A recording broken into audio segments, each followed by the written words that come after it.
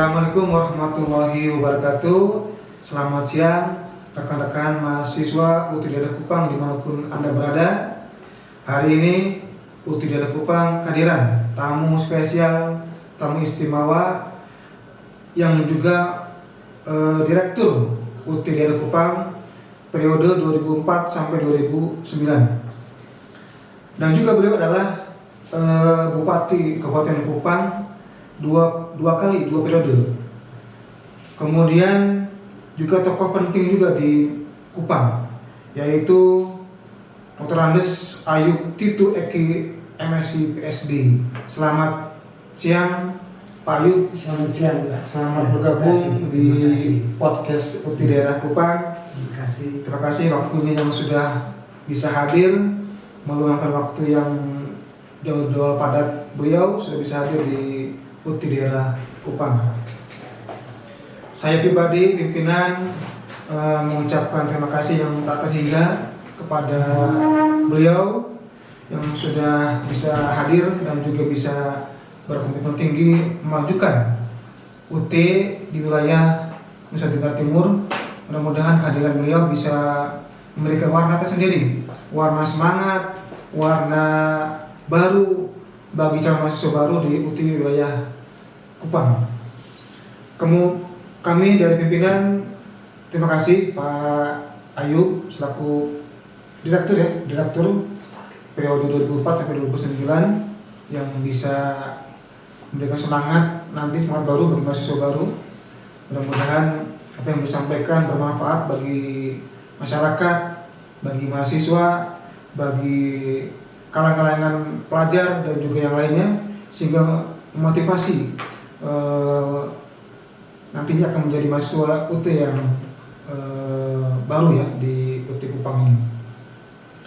Sekali lagi Pak Ayub Tito Eki, terima kasih yang bisa hadir di UT Kupang. Terima kasih. Dari kami yang mengucapkan terima kasih Pak Ayub.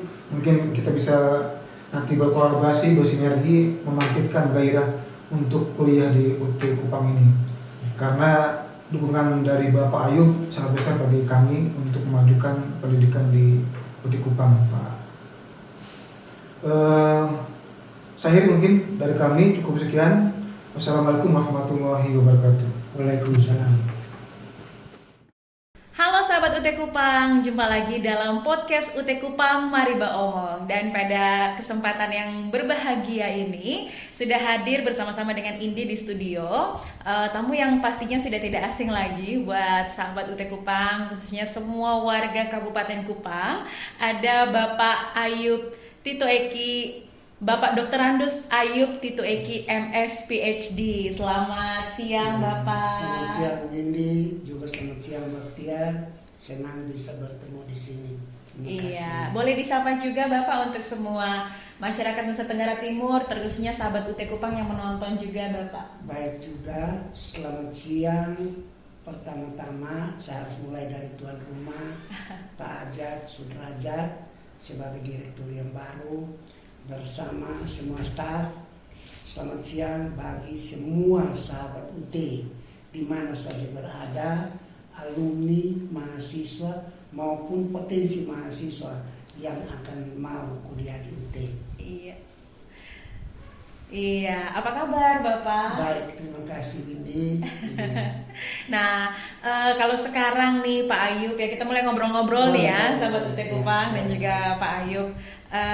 Kalau kita mau menilik lagi nih ya, mengenal Pak Ayub, apalagi untuk sahabat UT yang mungkin kaum milenial yang mungkin kurang familiar ya, kalau Pak Ayub Tito Eki ini adalah seorang politikus Indonesia. Iya dong Pak, benar dong Pak ya. Dan beliau ini pernah menjabat sebagai Bupati Kupang selama 2 periode, yakni dari tahun 2009 sampai tahun 2018 ya Pak ya. Kalau tidak salah sesuai dengan Wikipedia juga ya sahabat UT Kupang.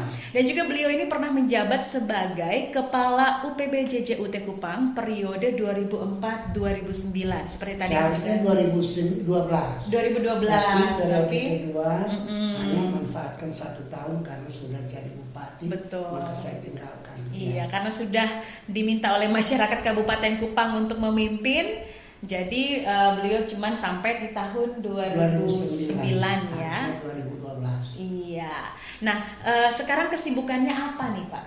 Ya, jadi petani.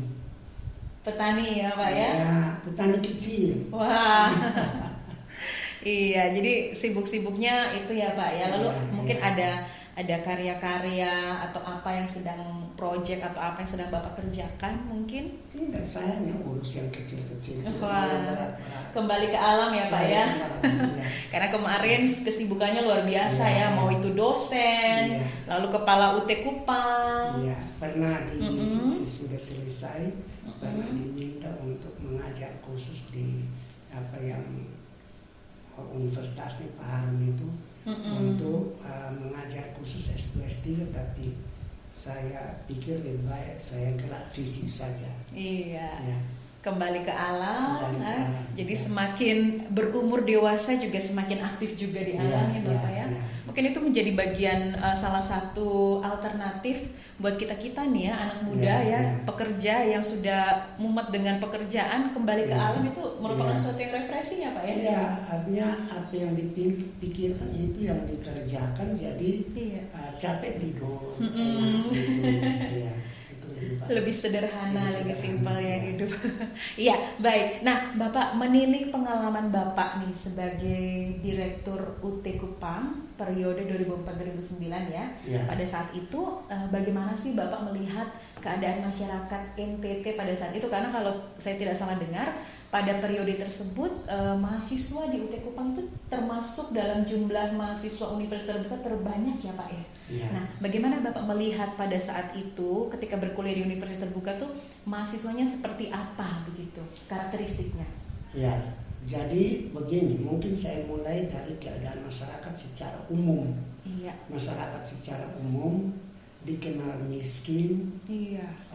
terpencil, lalu mereka itu ya masih belum terpengaruh dengan pengaruh modern seperti sekarang. Iya. Tapi sampai dengan sekarang walaupun sudah ada zaman milenial dengan Iya. adanya sosial media, tapi orang-orang desa masih sama seperti dulu, miskin, terbelakang dan sebagainya. Nah, saya waktu itu memang begitu dipilih untuk menjadi pimpinan UT pada saat itu, saya jujur tadi saya omong waktu itu saya ditolak oleh orang-orang UT karena menganggap bahwa saya waktu sebelum itu dosen undani yang tidak pernah terlibat dalam UT, sehingga saya tidak tahu tentang UT.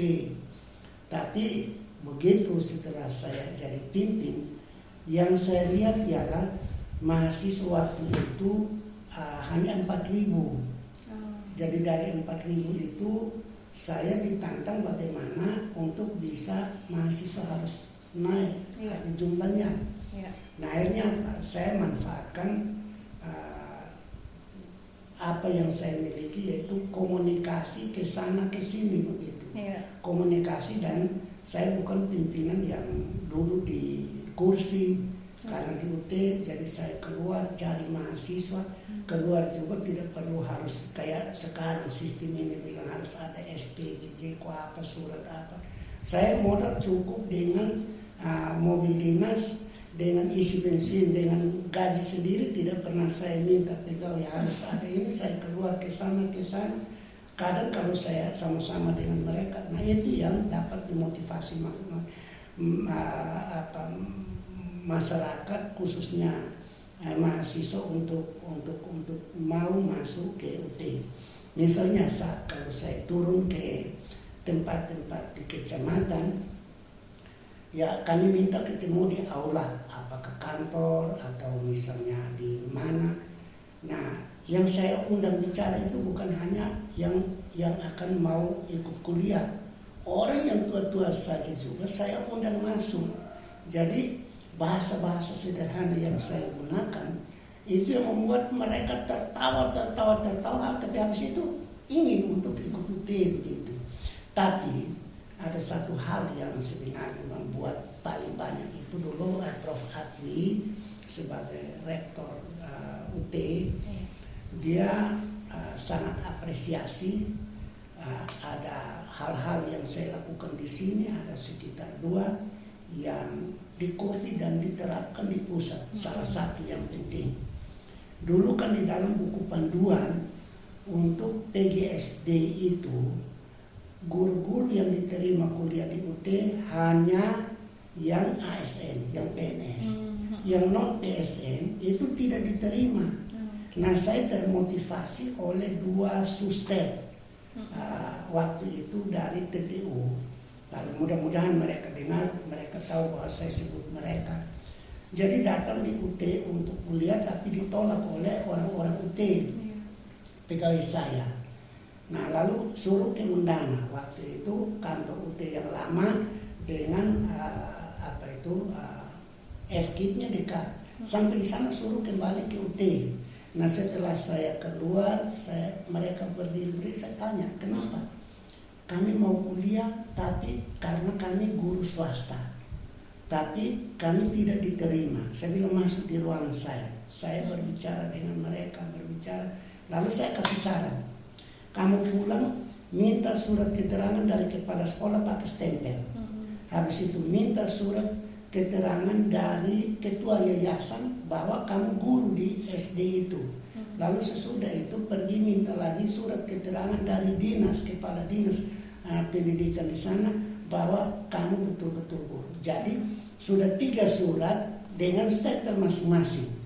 Nah, setelah surat itu saya pergi ke Jakarta. Saya bilang, Prof, kalau hanya terima yang pegawai negeri, abaikan mereka, lalu mereka mengajar.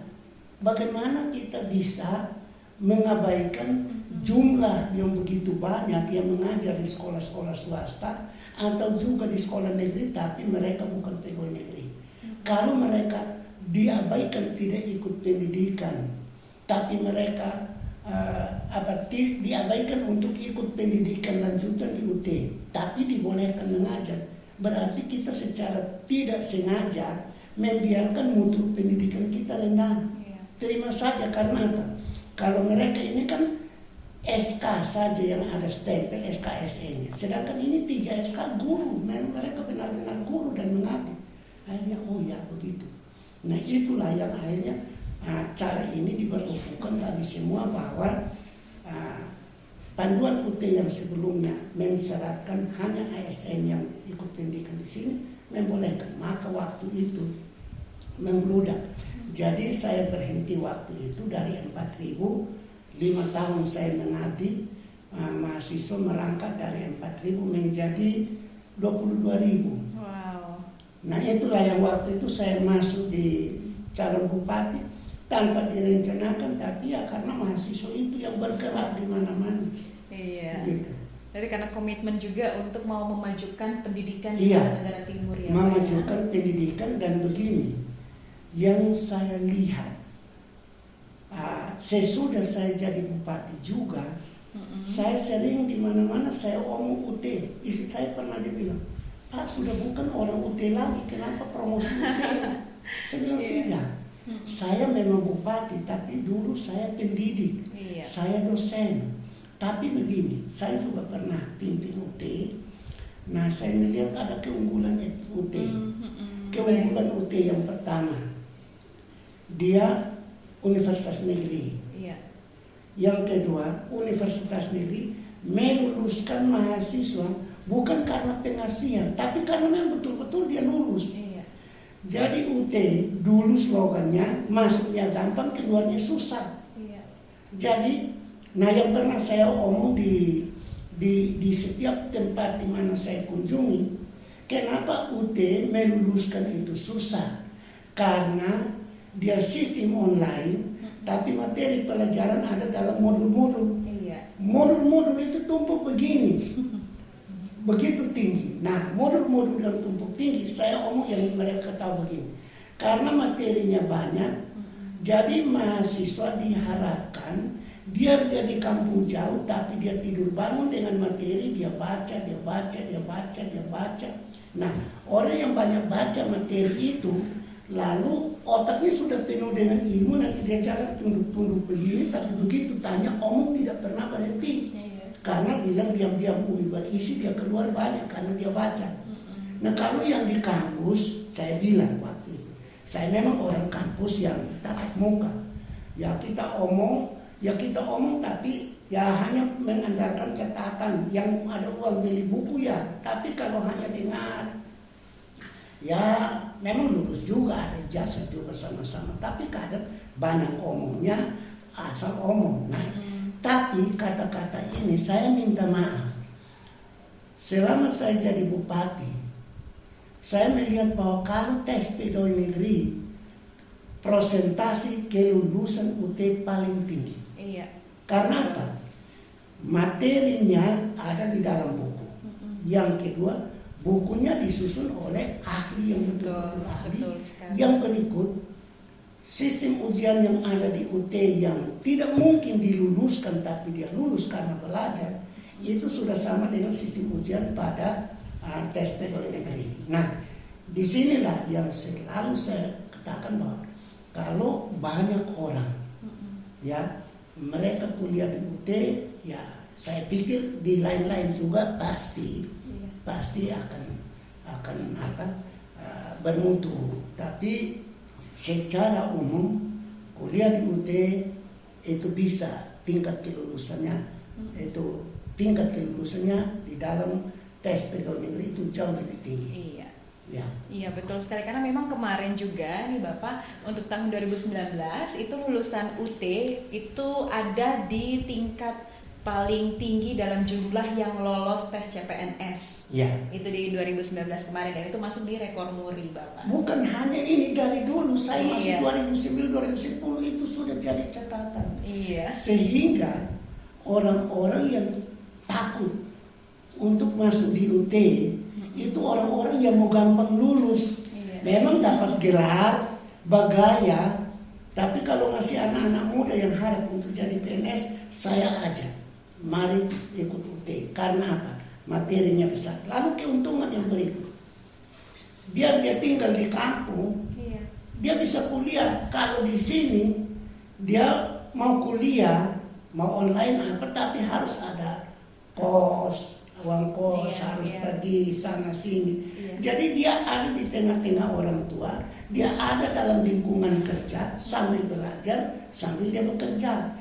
Tapi satu hal juga yang mungkin sering tidak disebut tapi nyata, keunggulan UT ialah karena bukunya ada, lalu orang belajar secara mandiri, itu juga telah melatih setiap mahasiswa UT untuk disiplin diri, mengatur waktu belajar. Betul. Itu keuntungan yang tidak pernah dilihat. Sedangkan kalau dia jadi mahasiswa reguler, karena jadwal hari ini kuliah dari jam berapa sampai jam berapa, jadi istilahnya dia didikte begitu. Iya. Tapi kalau UT mandiri, mengatur waktu dan kalau tidak lulus yang disalahkan adalah dia sendiri. Karena bagaimana harus mengatur waktu untuk kuliah dan sebagainya. Lalu yang berikut yang saya lihat, UT itu dulu itu karena dibantu dengan yang sistem bilang tutorial, ada penugasan. Jadi ada yang pernah saya lihat pada masa saya dan yang lain, itu yang lulus tepat waktu dengan nilai tinggi kalau benar-benar dia disiplin. Iya. Jadi kalau disiplin, bahkan ada yang pernah lulus sebelum waktu. Karena apa? Tidak dibatasi, karena dia bisa ambil itu, dan tidak dibatasi karena asal betul-betul belajar. Saya lihat itu. Iya. Ya. Berarti Bapak setuju kalau saat ini Universitas Terbuka itu dalam perjalanannya bisa dibilang sudah mampu menjangkau yang tidak terjangkau ya Pak? Itu prinsip dari dulu sampai sekarang. Kondisi masyarakat kita masih ada di desa-desa. Iya. Nah sehingga saya kemarin saya senang dengan adanya direktur baru. Saya juga kaget beliau begitu bisa datang bertamu di rumah saya, minta pengalaman, dan akhirnya saya bilang sudah, saya turut membantu keluar sosialisasi supaya saya misalnya melihat cara-cara yang dulu saya terapkan sehingga mahasiswa bisa termotivasi bahwa belajar di UT itu bukan murahan, bukan gampangan, tapi sesungguhnya bagi saya, ya kalau saya masih muda saya mau belajar juga. Karena apa? Melatih diri kita memanfaatkan waktu, melatih diri kita mendalami pengetahuan-pengetahuan yang sangat bermakna itu di dalam kemampuan mengelola waktu sendiri. Tapi pengetahuan yang disusun oleh ahli-ahli yang tingkat nasional gitu. Baik. Nah, kalau menurut Bapak sendiri nih ya Pak ya, sepenting apakah pendidikan itu untuk seorang manusia? Jadi begini, orang kalau punya pengetahuan, pendidikan, dia menjadi kreatif. Lalu kalau dia bisa memiliki pengetahuan, memiliki tingkat kecerdasan, dia bisa menghadapi persoalan, dia tahu bagaimana mengatasi persoalan, dia tahu bagaimana mengkreasi sesuatu atau berinovasi dari cara hidup. Hanya ini saya perlu singgung ini. Dulu sekitar tahun berapa itu saya buat ada satu artikel waktu itu tentang hubungan antara tingkat pendidikan dengan pertumbuhan ekonomi. Ada korelasi tidak? Karena orang belajar supaya berpikir lebih jernih, melihat persoalan, mengatasi persoalan dan membuat hidup lebih baik. Maka saya berasumsi bahwa semakin tinggi pendidikan, tingkat kehidupan ekonomi harus lebih baik. Tapi ini secara teori, faktanya belum tentu. Kadang orang bersekolah justru dia mau pikir apa lagi, dia konsentrasi kerja dan kerjanya yang sungguh-sungguh dan tingkat penghasilannya lebih tinggi. Minta maaf. Ya, tidak apa-apa. Itu bisa kan di situ kok. Ya. Aduh Bapak kata bisa ulang kok Bapak. Boleh.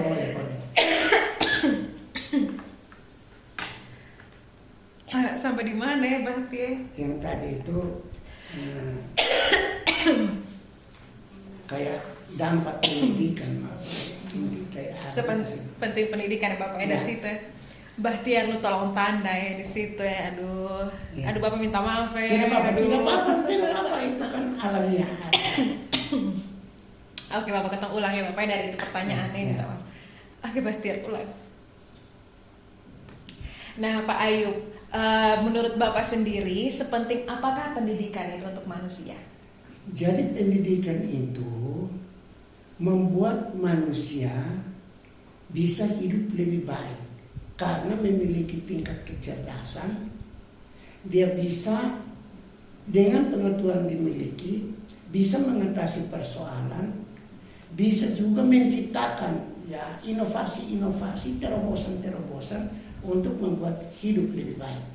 Nah, saya pernah menulis sebuah artikel, itu sudah lama dan itu di mana saya sudah tidak tahu. Itu saya mencoba membanding Indonesia dengan Malaysia.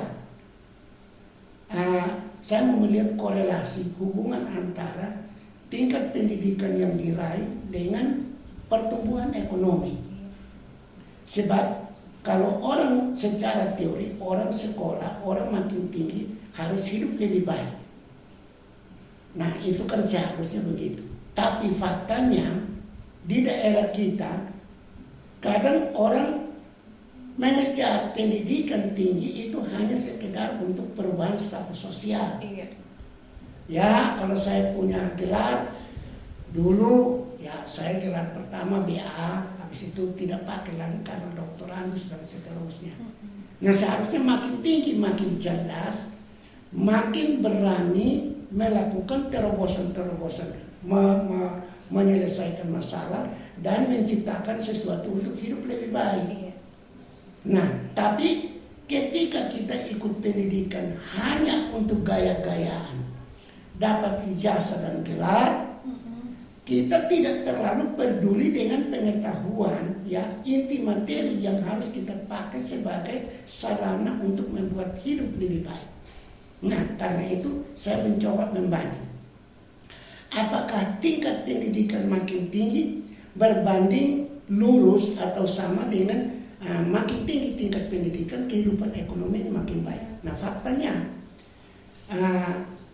angka pendidikan di Indonesia pada saat itu lebih tinggi dari Malaysia. Sedangkan kehidupan ekonomi di Malaysia jauh lebih tinggi dari Indonesia. Artinya bahwa kemajuan pendidikan kita dia tinggi, tetapi tidak berbanding lurus atau dapat membuat keadaan hidup lebih baik. Berarti kita kejar pendidikan hanya gaya-gayaan.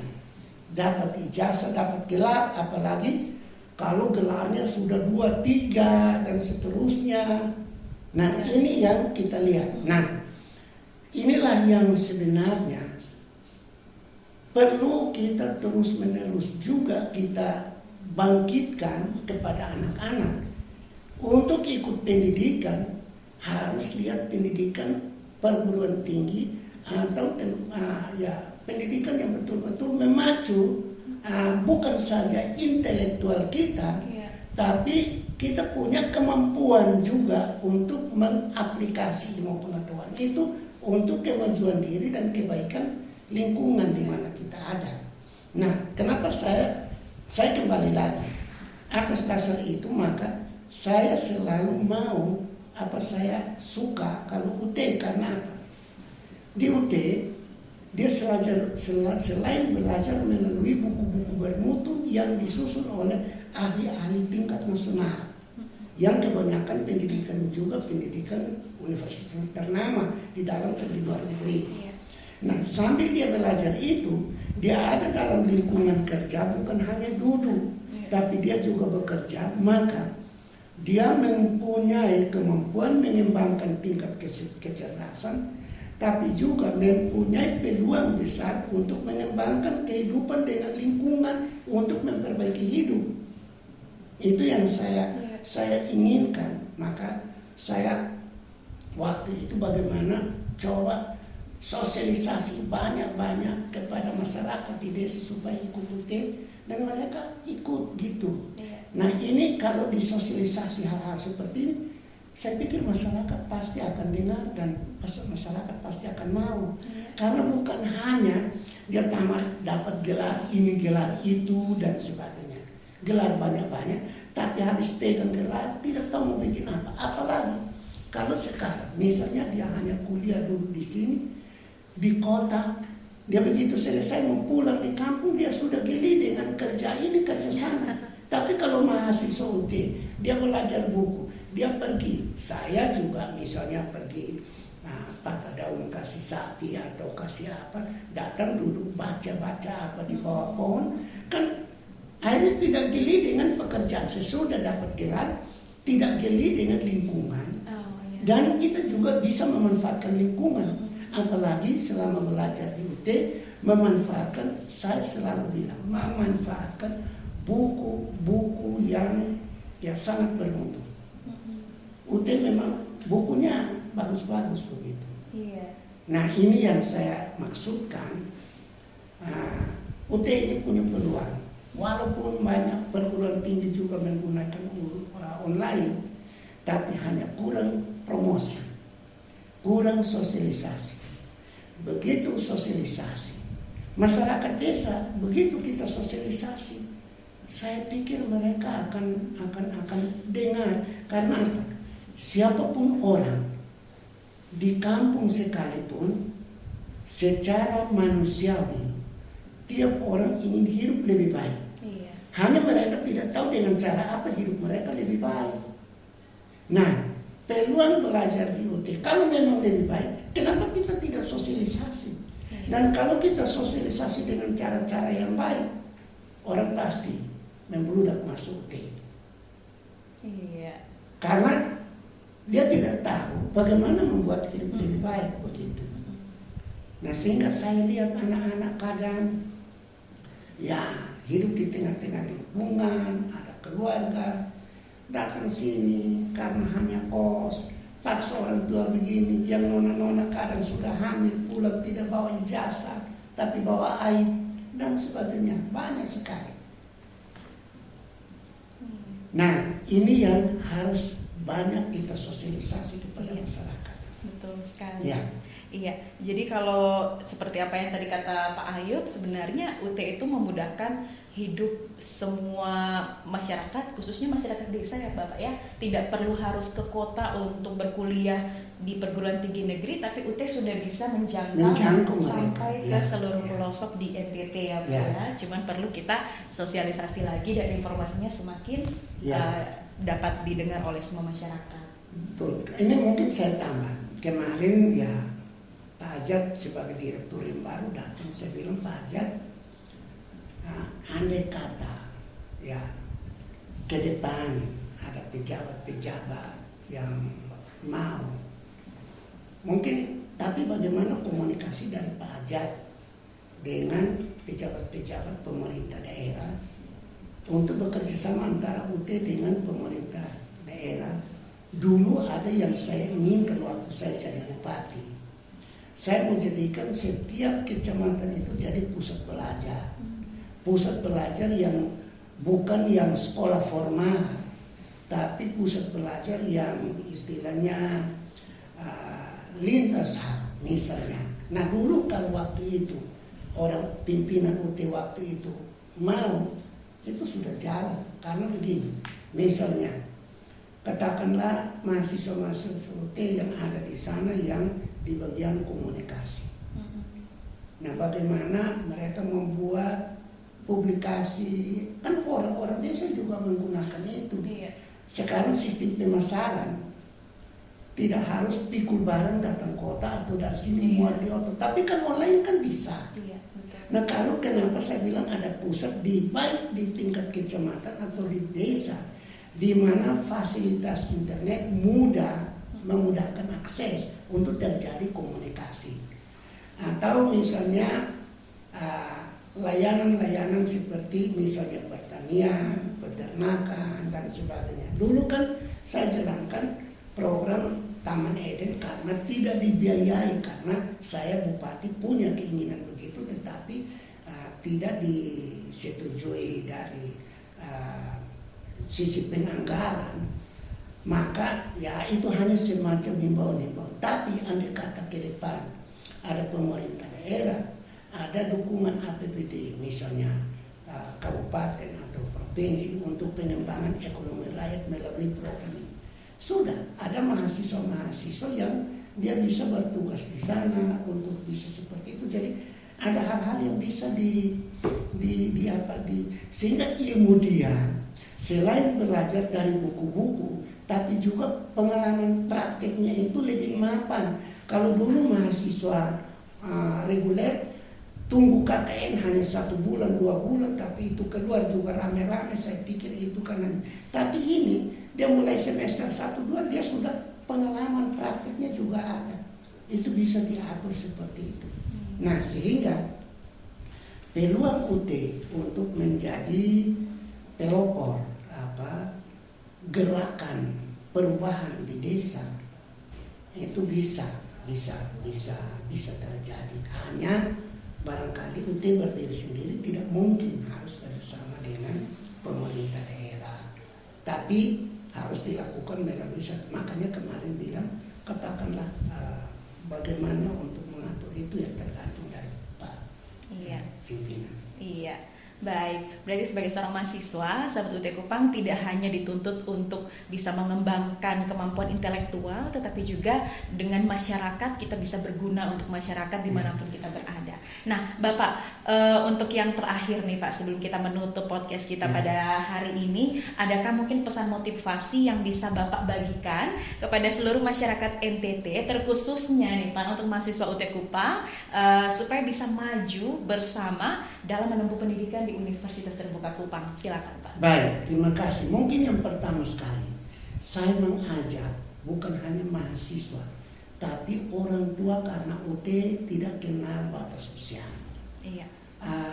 Kalau salah satu hal yang misalnya kita mau menaikkan status angka pendidikan kita, karena angka pendidikan turut menentukan tingkat kemiskinan kita. Kalau angka pendidikan kita naik, terutama pendidikan perguruan tinggi misalnya atas, ya kita kadang baru 100%, 2%, harusnya naik sampai 5, 6, kalau sampai 10 berarti sudah banyak. Nah, itu tahap pertama dulu. Tapi kalau misalnya mereka ikut di UT, terutama anak-anak muda, keuntungan saudara mengikuti kuliah di UT itu, saudara tidak hanya mengasah otak menjadi orang-orang cerdas, tapi dengan tinggal di desa sambil belajar, sambil mengasah tingkat kecerdasan Anda,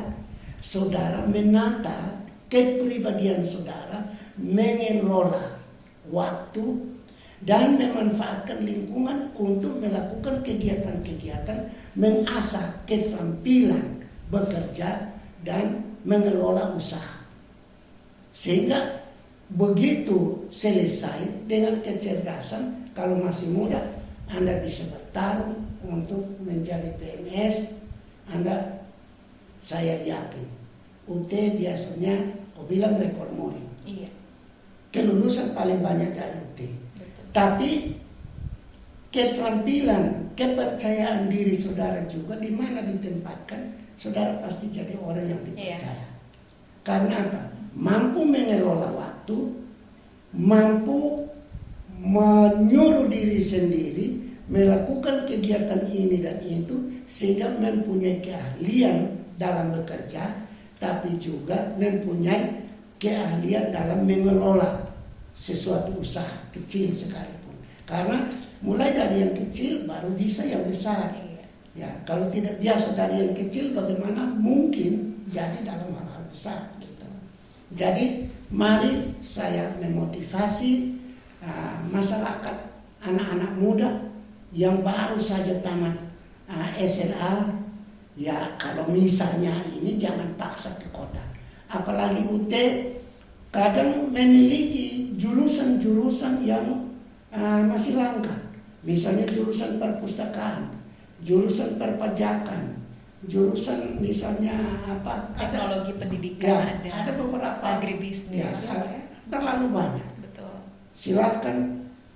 Sekarang kita berterima kasih dengan Direktur UT yang baru, Pak Ajat. Beliau telah kontak saya dan saya akan membantu karena ada kecintaan untuk masyarakat maju. Turun sosialisasi, silakan boleh sama-sama supaya saya turun, saya pakai bahasa kampung, orang pasti akan lebih tertarik begitu. Betul. Mungkin ini saja, terima kasih. Iya. Tuhan berkati UT. Baik, amin. Terima kasih Pak Ayub sudah berbagi bersama kami dalam podcast UT Kupang pada hari ini. Semoga apa yang sudah Pak Ayub bagikan, motivasi dan juga dorongan kepada seluruh masyarakat NTT dan juga mahasiswa UT Kupang itu dapat bermanfaat, membuat kita semua maju menjadi lebih baik untuk kemajuan Nusa Tenggara Timur. Dan UT juga bagi siapa beasiswa juga toh. Iya, betul. Nanti kalau ada beasiswa, syarat dan ketentuan berlaku, pasti akan kita share informasinya kepada seluruh mahasiswa dan masyarakat NTT. Baik, terima kasih sekali lagi Pak Ayub. Semoga sehat selalu. Salam juga untuk keluarga. Dan akhir kata kami undur diri dari podcast UT Kupang pada hari ini. Saya Indi bersama dengan saya Ayub. Iya. Dan salam untuk semua pemirsa di mana saja. Baik. Khususnya sahabat UT. Iya, salam sehat untuk kita semua dan sampai jumpa.